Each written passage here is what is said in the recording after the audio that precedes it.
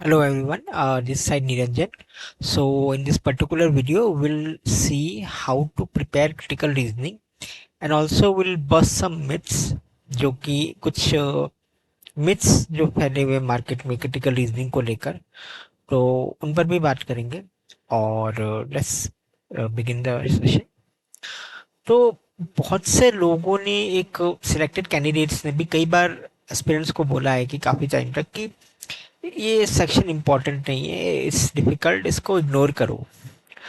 लेकिन 2023 के जितने भी मेंस हुए हैं, IBPS PO mains, SBI PO mains and even SBI clerk mains, तीनों एग्जाम्स के अगर आप एनालिसिस देखें, मेमोरी बेस्ड पेपर्स देखें, तो क्रिटिकल रीजनिंग के क्वेश्चंस ने सबको शॉक दिया है, एजुकेटर्स से लेकर एस्पिरेंट्स को।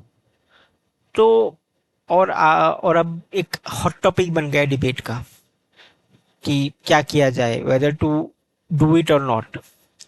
ओके, तो ये कुछ मिथ्स हैं कि ये इम्पोर्टेंट नहीं है, डिफिकल्ट है अंडरस्टैंड समझने में, स्कोर नहीं आते हैं।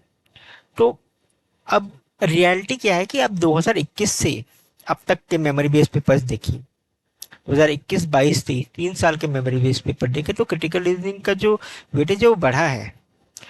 और अब तो 8 से 10 क्वेश्चन आने लग गए। In fact I guess SBI clerk mains 2023 second या थर्ड शिफ्ट में 12 या 13 क्वेश्चंस आ गए थे and it gave a rude shock to everyone. तो इम्पोर्टेंस है, और एग्जामिनर बार बार आपसे ये कह रहा है कि कोई भी टॉपिक आप नहीं छोड़ सकते।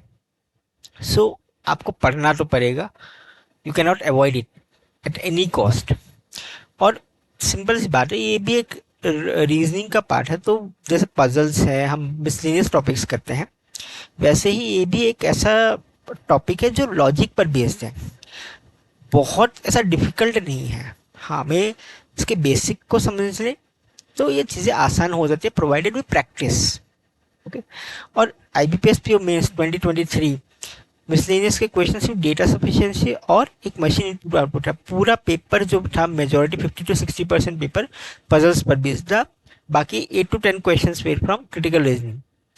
अब पजल कई बार क्रैक होती है, नहीं होती है, तो वो भी एक बड़ा इशू है। और बहुत से स्टूडेंट का ऐसा हुआ कि पजल क्रैक नहीं हुई। In fact I couldn't, and mostly I relied on critical reasoning का जो पार्ट है उस पर रिलाई किया, डेटा सफिशिएंसी के मशीन पर।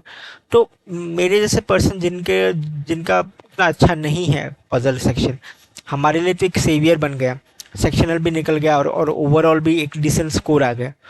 तो एक तरह से एक सेवियर भी हो जाता है, ठीक है। और जब पूरा ही पेपर पजल से भरा हो और आप से नहीं बन रहा हो, देन क्रिटिकल रीजनिंग जैसा एक टॉपिक सेवियर भी बन सकता है। जब मिसलेनियस नहीं आता है तब आप क्या करेंगे, क्रिटिकल रीजनिंग करना पड़ेगा। तो इट्स बेटर प्रिपेयर कर ले, अनएक्सपेक्टेड सिचुएशन में कुछ भी हो सकता है, कोई भी टॉपिक आपको बचा सकता है। सो इट और बहुत से स्टूडेंट के लिए इस साल ये टॉपिक सेवियर बनकर आया, सेक्शनल निकल गए, ओवरऑल भी एक डिसेंट स्कोर लेकर आए, मेरे लिए भी बहुत बड़ा एक बूस्ट था ये। ओके, और इसमें कुछ टॉपिक टर्म्स आते हैं जैसे इन्फरेंस हो गया, एजम्पशन, ये आपको मेंस के आरसी में बहुत हेल्प करेंगे। अगर आप यहाँ पे सीख ले कि इन्फरेंस कैसे निकालते हैं, एजम्पशन कैसे निकालते हैं, ये जो इन्फरेंस वाले क्वेश्चन है, इनडायरेक्ट जो क्वेश्चन पूछे जाते हैं मेंस लेवल आरसी में, तो उसके लिए भी आपको बहुत हेल्प मिलेगी, ठीक है। ये जो टाइप्स हैं मैंने आपको बताए, ये कंक्लूजन निकालना, inference, assumption, strengthening weakening argument, course of finding cause and effect. Para para completion को मैंने इसलिए यहाँ पे रखा है बिकॉज पैरा कंप्लीशन भी एक तरह से अगर आप देखें तो उसमें भी आपको लॉजिकली फ्लो देखना है कि पैराग्राफ का फ्लो क्या है, और उसके अकॉर्डिंगली आपको एक सेंटेंस जो फिल करना होता है, पैराग्राफ कंप्लीट करना होता है, तो वो फिल करना, वहाँ पे भी आपको क्रिटिकल रीजनिंग का ही दिमाग लगाना है कि लॉजिकल फ्लो को पकड़ना है। तो ये भी एक तरह से क्रिटिकल रीजनिंग का ही क्वेश्चन है, बट आता वो इंग्लिश में है, बट है ये एक्चुअली क्रिटिकल रीजनिंग का ही पार्ट। और इंग्लिश और क्रिटिकल रीजनिंग का जो सेक्शन है ये इंटर रिलेटेड है। क्रिटिकल रीजनिंग के बहुत सारी ऐसी चीज़ें, टर्म्स है जो आपको इंग्लिश में आरसी कॉम्प्रिहेंशन बेस्ड क्वेश्चंस में बहुत हेल्प करेगी। इवन पैराजम्बल में लॉजिकल ऑर्डर कैसे निकालना है, ऑड वन आउट, अच्छा ये सेंटेंस अगर पैराजम्बल आपने कर लिया, इसमें ऑड कौन सा है निकालने के लिए आपको ग्रामर के साथ साथ लॉजिकल स्किल बहुत अच्छी होनी चाहिए। कॉन्टेक्स्ट समझना होता है, तो इन सब में क्रिटिकल रीजनिंग बहुत हेल्प करता है। अब how to prepare critical reasoning, सबसे पहली बात आपको समझना है कि करना क्या है। स्ट्रेंथन करना है, वीकन करना है आर्गुमेंट को, इन्फरेंस निकालना है, अजम्पशन निकालना है, क्या निकालना है, वो समझ जाएंगे तो half of the problem is sorted. और उसके बाद आपको वर्क करना है कि ये होते क्या है, निकालते कैसे हैं, करते कैसे हैं, ठीक है। वो एक सबसे बड़ा इंपॉर्टेंट टास्क है। एंड उसके बाद रीजनिंग, प्रैक्टिस। रीजनिंग में प्रैक्टिस इज अ परमाउंट, क्योंकि कॉन्सेप्ट बहुत लिमिटेड होते हैं, ठीक है, लॉजिक बेस्ड है, तो उसमें कॉन्सेप्ट ज़्यादा होते नहीं हैं। It's all about how you practice. Puzzles कर रहे हैं, जैसे पजल्स करते हैं, मिसलेनियस जो टाइप्स के क्वेश्चंस करते हैं, उसमें जो लॉजिकल एबिलिटी आती है, वैसी ही लॉजिकल एबिलिटी अगर हम आप क्रिटिकल रीजनिंग में अप्लाई करते हैं with the help of concepts, it's easy, बहुत ईजी हो जाएगा। बहुत ज़्यादा सोचना नहीं होगा, हाँ सोचना होगा, लॉजिकल वे में सोचना होगा, बट ऐसा नहीं कि आपको एक्स्ट्रा ऑर्डिनरी लेवल पर कुछ सोचना है।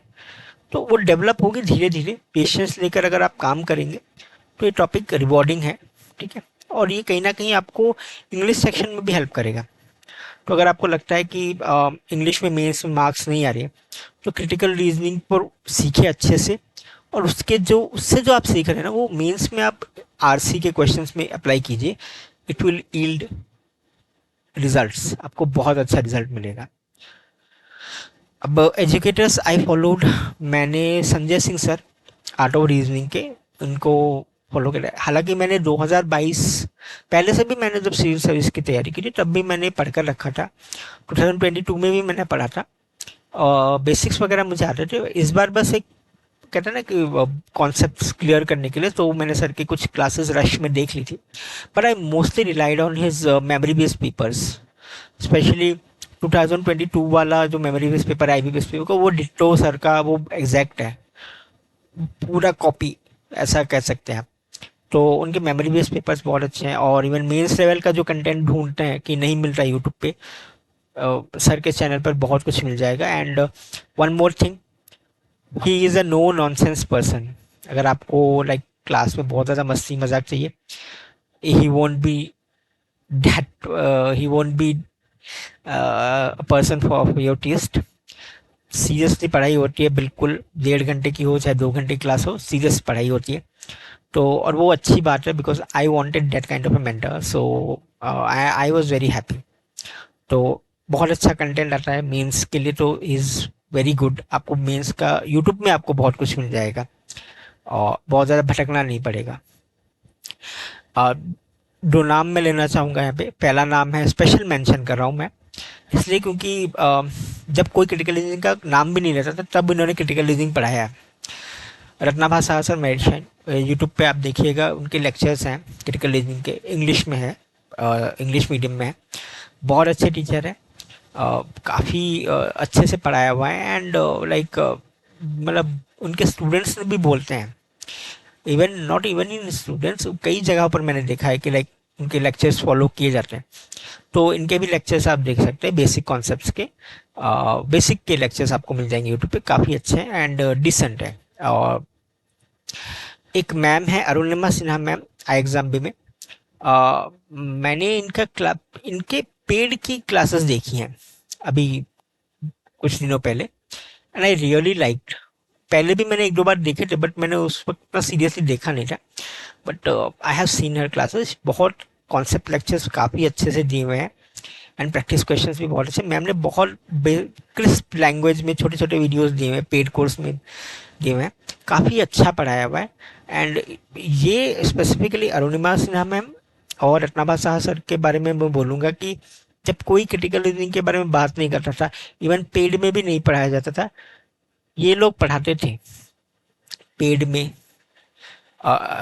रत्नाभा साहा सर ने तो यूट्यूब पे भी दिए हुए हैं, बट पेड में इन लोगों ने पढ़ाया और काफ़ी डिटेल में पढ़ाया हुआ है।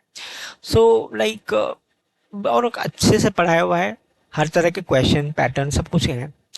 तो ये 3 एजुकेटर्स के बारे में मैंने बात की। संजय सर को तो मैंने फॉलो भी किया है काफ़ी टाइम, इनके लेक्चर्स मैंने देखे हैं, काफ़ी अच्छे हैं।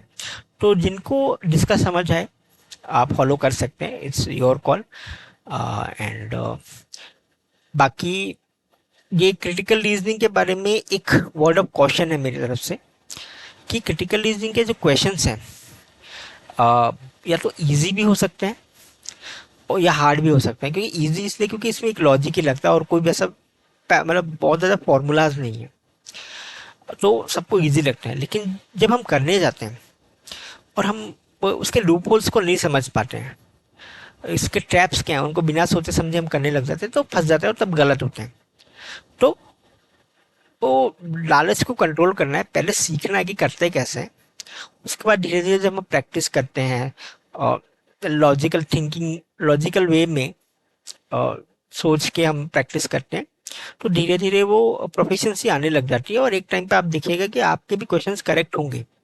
अगर 10 क्वेश्चन हो रहे हैं, इनिशियली होगा कि एक दो ही क्वेश्चन करेक्ट हो, धीरे धीरे आप देखिएगा एक पॉइंट पे आके अगर आप आराम से टाइम लेके इस टॉपिक को पढ़ें तो 7 to 8 क्वेश्चन भी हो सकते हैं। मेरे सारे करेक्ट हैं, इतना मैं कॉन्फिडेंटली कह सकता हूँ, because I gave it a lot of time. Because मुझे पता था मेंस में यही एक टॉपिक है जो मुझे बचा सकता है। सो काफ़ी टाइम लेके, पेशेंस लेके मैंने वर्क किया, प्रैक्टिस किए, डिस्कशंस किए फ्रेंड्स के साथ, डिबेट्स की, सो डैट कुछ टॉपिक छूटे ना, कहीं पे कुछ लूप होल ना हो। So this is how you can prepare. So I hope I have given enough clarity over the topic. Final word एक ही बोलूँगा, अवॉइड मत कीजिए इस टॉपिक को, बहुत स्कोरिंग है। टाइम लीजिए, पेशेंस के साथ इसको सीखने की कोशिश कीजिए, एजुकेटर्स को फॉलो कीजिए, क्विजेस दीजिए, मॉक टेस्ट से सॉल्व कीजिए। ये टॉपिक चाहे कोई भी टॉपिक हो, किसी भी सेक्शन का, किसी को छोड़िए मत, बिकॉज कौन सा टॉपिक आपको कब बचा ले जाए कोई कह नहीं सकता। जैसे प्रोबेबिलिटी हम क्वांट में बहुत स्किप करते हैं, लेकिन S B I P U mains 2023 probability की DI सबसे ईजिएस्ट थी।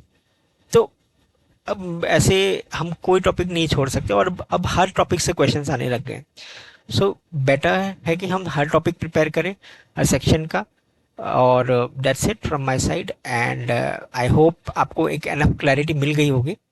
बाकी कुछ भी आपको लगे कि और भी कुछ इन्फॉर्मेशन चाहिए, कुछ और जानना है, सो प्लीज़ कमेंट सेक्शन में बताइएगा ज़रूर। And you can reach out to me to Telegram also. My ID is @Niranjan Jain. So all the best everyone. Keep preparing, and that's it from my side. Okay, thank you.